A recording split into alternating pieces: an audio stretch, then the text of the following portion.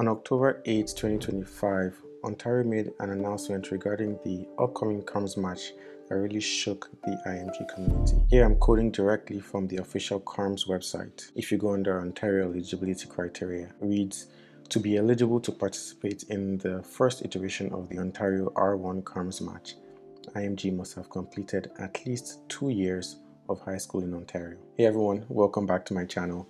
My name is Olumide and I make videos to help IMGs navigate their path into Canadian residency. I know it's been a while since my last upload.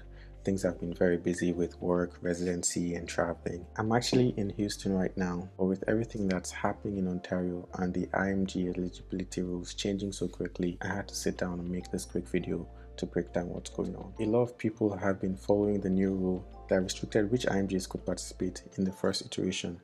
And as of this week, today is November 28, 2025, a court injunction has temporarily halted that rule from taking effect. This is something that's constantly updating. It's a fast-moving situation, and I'll walk you through exactly what the rule said, what the injunction changed, and what this means all going forward for different groups of IMGs. Before we get into that, many of you remember this video that I made earlier in the year where I talked about different provinces, the pros and cons for international medical graduates. And in that video, if you remember, Ontario ranked very high because of the sheer number of residency positions it has for IMGs. In fact, I went ahead to calculate the exact number.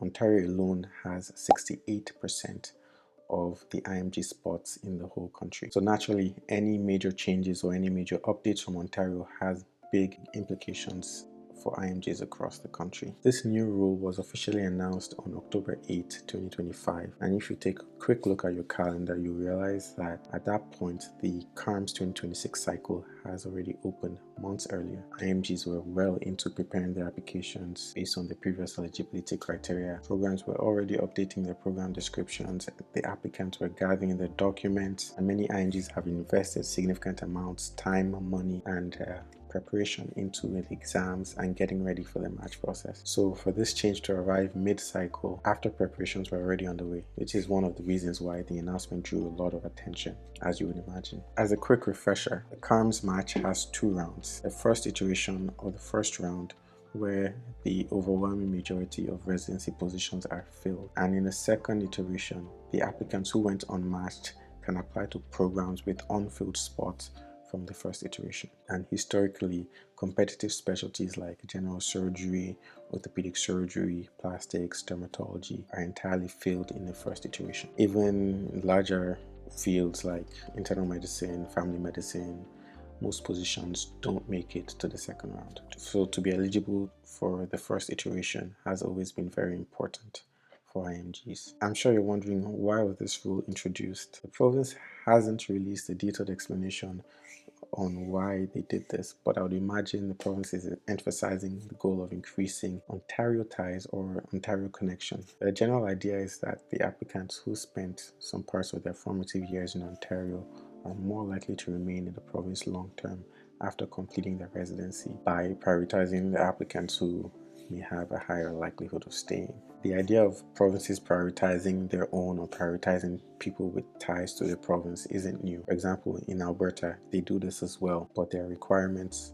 are much broader. They require you to have at least 2 years of high school, or 2 years of full-time postgraduate studies, or to be physically present in their province, Alberta in this case, for the 6 months leading up to the application cycle. On the other end of the spectrum, Canada has prioritized the healthcare professionals in its immigration strategy in recent years, which means that lots of internationally trained doctors move to Canada under those programs. But again, these people didn't have any Ontario high school education. Many of these individuals were preparing for the 2025 match when the rule was announced. Another group of IMGs who were affected by this rule are the people who immigrated to Canada later in life. For example, myself, I came to Canada for university. I did 4 years of undergrad in Ontario. I graduated, worked in Ontario for 3 years, and in that time, I obtained my permanent residency in Canada. I decided to pursue medicine outside of the country, but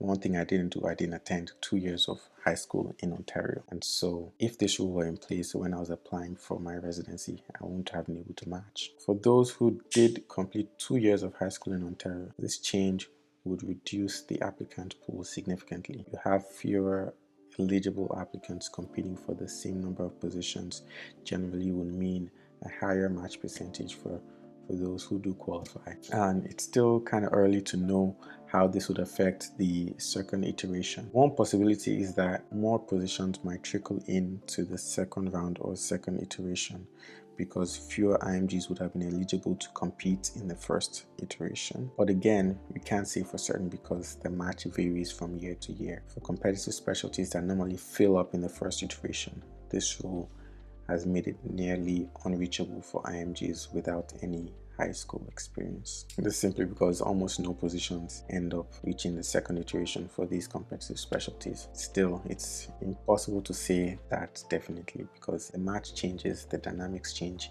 annually, year to year it shifts. Since the announcement though, there's been significant advocacy across social media, across LinkedIn, within the medical community broadly. Individual IMGs, residents, physicians, educators, and even people in leadership positions, they've been sharing their stories, raising awareness about how this rule would affect newcomers and immigrants who are already integrated into the Ontario system. Even organizations like the Black Physicians Association of Ontario, BPAO, they publicly voiced their concerns about the fairness and potential impact on diversity in the residency pipeline. Other healthcare groups, networks, advocacy organizations have also echoed similar messages. All of this momentum and all of the advocacy ended up leading to legal action, which resulted in today's injunction that we're going to chat about. Now, onto the major update.